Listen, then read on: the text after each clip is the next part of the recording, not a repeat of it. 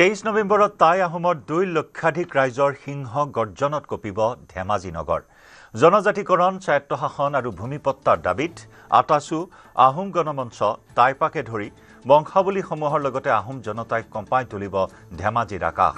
ধেমাজি জিলা আটাচুৰ কাৰ্যালয়ত আহোম সংগঠনৰ ঐক্যমঞ্চই সংবাদমেলযোগে সদৰি কৰিলে এই কথা। অহা 23 নৱেম্বৰ তাৰিখে সেইদিনা আমি প্ৰায় 2 লক্ষাধিক লোকৰ সমাগমেৰে ধেমাজিৰ কাছাৰী ময়দানত এক সিংহ গৰ্জন শীৰ্ষক সিংহ গৰ্জন নামেৰে প্ৰতিবাদী আমি কাৰ্যসূচী ৰূপায়ণ কৰিবলৈ আগবাঢ়িছোঁ।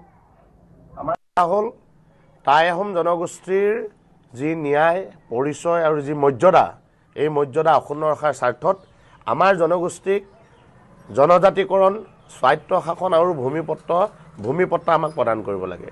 আমি টাই আহোমসকল জন্মগতভাৱে আমি জনজাতি হৈ ট্ৰাইবেল এফেয়াৰ্ছৰ চৰকাৰী যি 6টা ক্ৰাইটেৰিয়া আমাক লাগে জনজাতি হ'বলৈ, 6টা বৈশিষ্ট্য, এই বৈশিষ্ট্যসমূহ সম্পূৰ্ণ টাই আহোম জনগোষ্ঠী আছেই।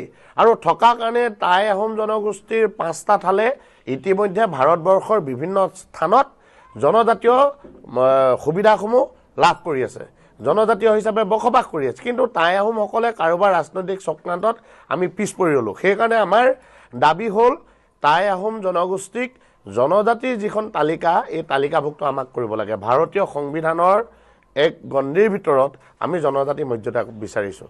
আমাৰ মূল কথা হ'ল আৰু আমাৰ লক্ষ্য হ'ল জনজাতিকৰণ। আমাৰ জনজাতিকৰণৰ লগে লগে কিন্তু আমাৰ স্বায়ত্তশাসনটো আমাক লাগিব। তাৰ লগে লগে আমাৰ ভৱিষ্যত নৱপ্ৰজন্মৰ ভৱিষ্যত সুৰক্ষিত কৰিবৰ কাৰণে আমাক ভূমিপট্টা লাগিব। এইখিনিতে আমি কৈ যাব বিচাৰিছোঁ, যদি টাই আহোম জনগোষ্ঠীক জনজাতিৰ মৰ্যাদা প্ৰদান নকৰে, তেনেহ'লে কলিয়াবৰৰ পৰা আগলৈ চামধৰা যি গড় আছে, চামধৰা গড়ৰ পৰা শদিয়ালৈকে কিন্তু আমি সুকীয়া ৰাজ্য বিচাৰিবৰ কাৰণে আমি পৰৱৰ্তী সময়ত চিন্তাধাৰা আমি কৰিবলৈ ইতিমধ্যে কথা বতৰা আমাৰ চলিছে। আমি চিন্তা চৰ্চা কৰিছোঁ, যদি জনজাতিকৰণ আমাক নিদিয়ে তেনেহ'লে আমি সুকীয়াকৈ টাই আহোমে আমি সুকীয়াকৈ এখন ৰাজ্য বা সুকীয়া ব্যৱস্থাপনাৰ বিষয়ে আমি চিন্তা চৰ্চা কৰিম।